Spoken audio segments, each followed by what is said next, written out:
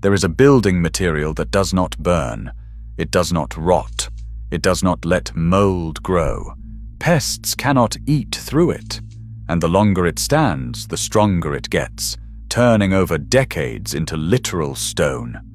It breathes like living wood, regulating temperature and humidity without any mechanical system. A wall of it costs a family almost nothing to heat or cool. And the core ingredient can be grown from seed in just 120 days. Then, in 1937, the United States government made it a crime to grow the plant it comes from. Not because it failed, because 3 powerful men decided it threatened their fortunes. This is the story of hempcrete, the criminalized building material that could have given every American family a home that is fireproof, indestructible, and completely free from corporate dependence, and the names of the men who made sure that never happened. Welcome to Nature's Lost Vault. The archive opens in France, not in the 1980s when modern architects rediscovered this material. The archive opens in the 6th century AD, 500 years after the fall of Rome, along the Sarthe River.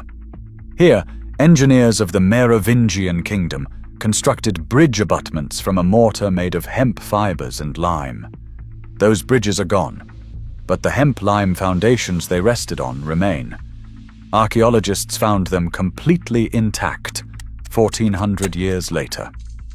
Across the world in India, inside the carved Buddhist caves of Ellora, the plaster lining the walls has protected intricate carvings from monsoon humidity for over 15 centuries.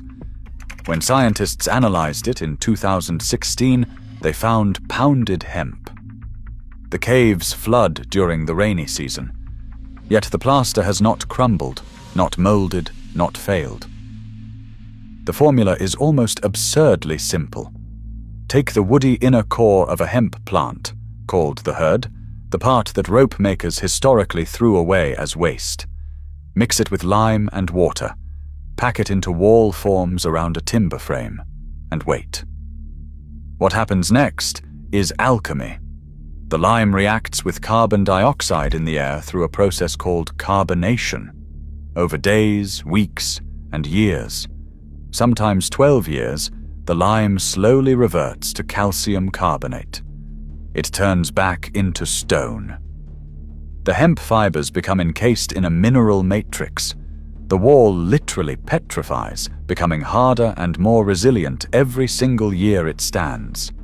Because of the high silica content in the hemp fibers, fire cannot take hold.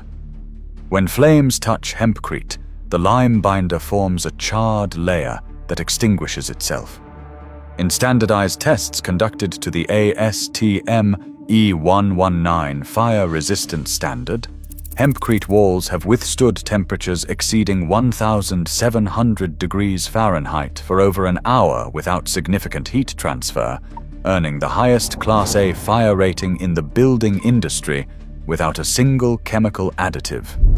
The high pH of the lime binder, around 12, makes it biologically impossible for mold to establish.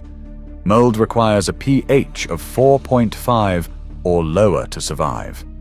The wall kills the chemistry before it begins, and the material breathes, absorbing excess humidity and releasing it slowly. So condensation never builds inside the wall cavity.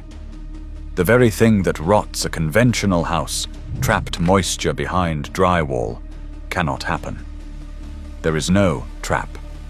Moisture moves through. Termites, carpenter ants, and boring beetles cannot eat it. There is no organic material their biology can process. The wall starves them. This is what Americans were legally kept from building. In 1619, the colonial government of Jamestown issued a mandate. Every farmer in the colony was legally required to grow hemp. The plant was so essential to survival that it functioned as legal tender. You could pay your taxes with it. George Washington grew it at all 5 farms of Mount Vernon, recording the crop 90 times in his personal diaries. Thomas Jefferson considered it so valuable that when he designed an improved hemp processing tool, he refused to patent it.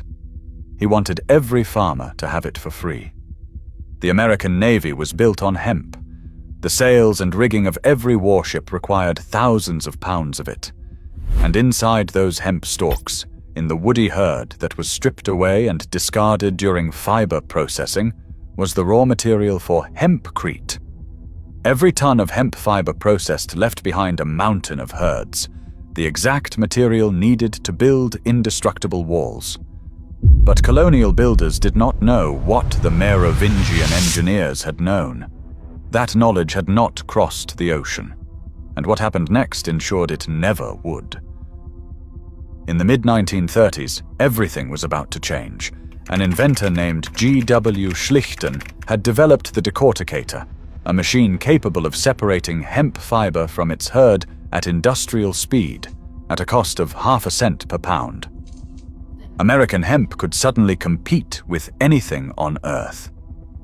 In the spring of 1937, the editors of Popular Mechanics prepared an article calling hemp the new billion-dollar crop, predicting it would become America's most important agricultural resource. The article ran in February 1938. 6 months later, it was already too late. 3 men had decided this could not be allowed to happen. William Randolph Hearst was the most powerful newspaper publisher in America. He was also the owner of vast timber holdings across the continent, and his paper mills ran on wood pulp.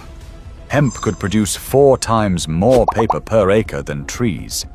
If hemp became the industry standard, Hearst's forests and his mills would become worthless overnight. The DuPont family had just patented nylon in 1935. They were developing a massive suite of synthetic petrochemical products, plastics, synthetic textiles, chemical solvents to replace natural materials across every industry. Hemp competed directly with nylon for rope and textiles. The newly efficient hemp herd competed with DuPont's chemical wood pulp process for paper. Hemp grew from the dirt for free. DuPont's chemicals had to be purchased year after year from DuPont. Andrew Mellon was the Secretary of the Treasury, the wealthiest man in America, and the chief banker to the DuPont empire. In 1931, he had appointed his future nephew-in-law, a former prohibition enforcer named Harry Anslinger, to lead the newly formed Federal Bureau of Narcotics. Anslinger needed a mission. Mellon gave him one. What followed was a masterclass in corporate propaganda.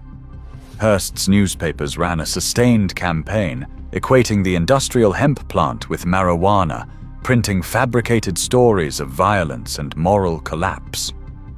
The word marijuana, then unfamiliar slang, was deliberately weaponized in the headlines because most Americans did not know it referred to the exact plant their farmers had been growing legally for 3 centuries. When the Marijuana Tax Act came before Congress in 1937, the hearings lasted only a matter of hours. Anslinger testified by reading Hearst's newspaper stories aloud into the congressional record as if they were government findings. The American Medical Association opposed the bill. A representative from the hemp industry begged to testify. Neither was given adequate time. The act passed. It did not ban hemp outright. It required a tax stamp to grow it, but the stamps were nearly impossible to obtain.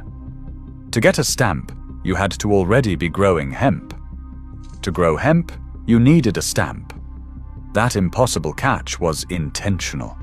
The American hemp industry was dead within years. And look at what we build with instead. Today, the average American home is built from chemically treated pine studs, a wood frame so flammable that a house fire can consume the entire structure in under 10 minutes. The walls are filled with fiberglass insulation that compresses over time, loses its thermal value, and causes respiratory damage. The interior is sealed with drywall, gypsum panels that, in a fire, release hydrogen sulfide and sulfur dioxide into the air your family is breathing. Termites eat the frame. Mold grows inside the wall cavities. Every material in that wall, insulation, sheathing, vapor barrier, must be purchased from industrial manufacturers on a 30 to 50-year replacement cycle. The house you build is a subscription. You pay for it forever. Hempcrete requires no replacement. It has no cycle. A home built correctly from hemp and lime does not degrade, it hardens. And it is entirely carbon negative, locking away an estimated 325 kilograms of carbon per cubic meter for the entire life of the building. The Merovingian bridge foundations lasted 14 centuries. The Buddhist cave plaster has lasted 15 centuries. While the United States criminalized the plant, Europe never stopped building with it. France has constructed hempcrete homes since the early 1990s. In Belgium, a manufacturer called IsoHemp now produces more than 1 million hempcrete blocks annually. In England, contractors who work with it cannot understand why we pour toxic chemicals into conventional houses when a lightweight material that smells of the earth outperforms them all. In December 2018, President Trump signed the Agriculture Improvement Act into law. Industrial hemp was legal at the federal level for the first time since 1937. The plant that Jamestown farmers were legally required to grow, the plant Washington tracked in 90 diary entries, was finally legal again. In 2022, the International Code Council added hempcrete to its official building codes, giving American architects a legal framework to use it for the first time. 85 years late, after the 2025 wildfires tore through Los Angeles, architects and engineers began recommending hempcrete construction for the rebuild zones. Homes that fire cannot consume in wildfire country. The people who lost everything to flames were being offered walls that withstand 1,700 degrees. 3 men erased it. A continent remembered it. And the material itself never stopped doing what it has always done. It waited, it got harder, and it outlasted. The wall that cannot burn, cannot rot, cannot be eaten, and cannot be owned by a chemical monopoly is coming back. It hardens with every passing year into something stronger than the forces that tried to erase it. It never needed permission to survive. It just needed time. If this vault opened something for you, subscribe to Nature's Lost Vault and hit the bell. Every like and every share preserves what they tried to erase. The next vault opens soon.